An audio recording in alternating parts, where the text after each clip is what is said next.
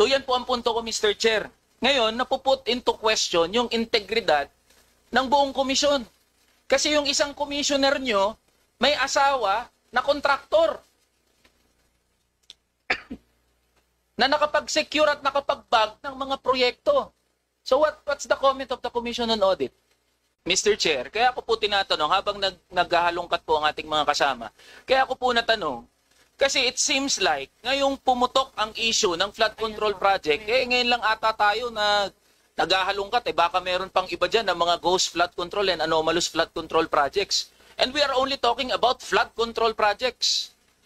Meron pa dyan na ibang mga infrastructure projects and God knows what are those ano mga proyekto yun? Opo, can we respond po? Yes po. We just want to make it of record that for the past 10 years po, the Commission on Audit against the DPWH has issued notices of suspension. Ang numero po is 8,294. Ang total amount po is 303,679,982,149. Nag-issue rin po ang Kabilis matatanggap.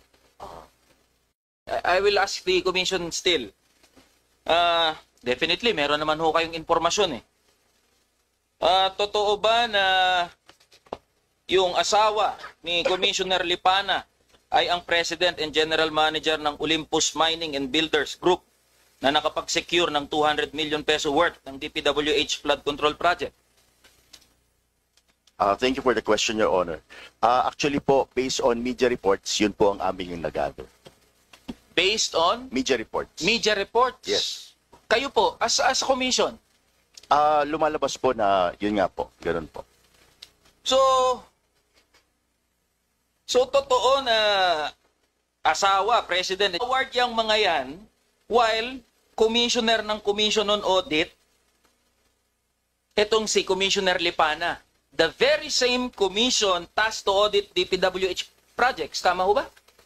Yes, I think so, Your Honor.